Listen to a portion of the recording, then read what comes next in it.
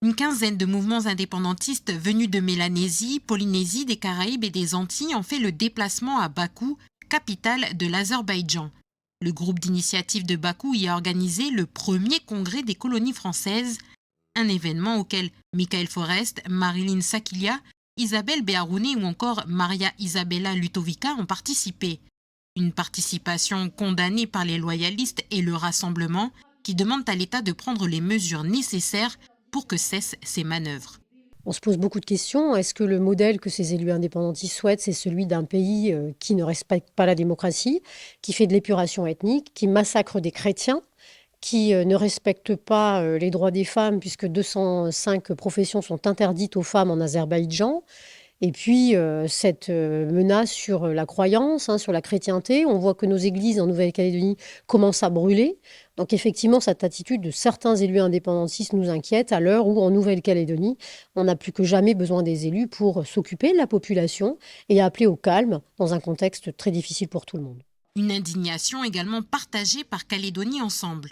Moi, je trouve que c'est absolument scandaleux. Je m'explique qu'un mouvement politique aille chercher à l'extérieur des soutiens dans le cadre de sa lutte. Pourquoi pas?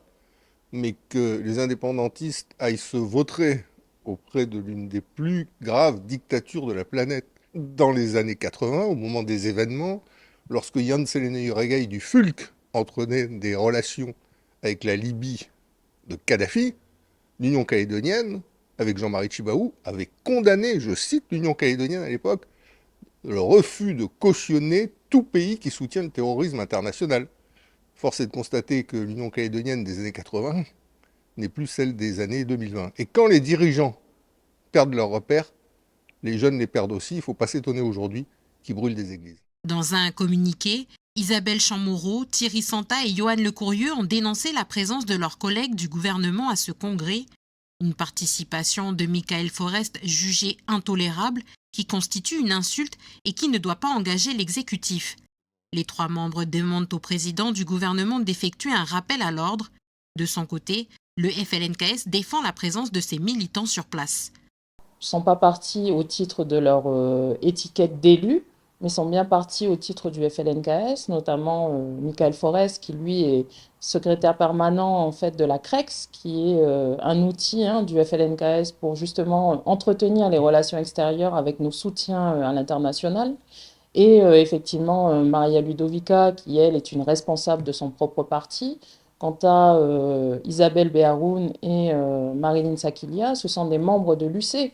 Donc je ne vois pas pourquoi tout le monde s'affole, alors que finalement, ils ont simplement participé à un congrès des colonies françaises. La France réalise des conventions avec la Chine ou des collaborations avec la Chine. Je prends l'exemple de la route de la soie, qui sont des échanges commerciaux. La France dépend au niveau du gaz de la Russie. Je veux dire, il n'y a aucun problème à ce qu'il y ait ce type de collaboration entre États. À l'issue de ces 2 jours de congrès à Bakou, un front international de libération des dernières colonies françaises a été créé.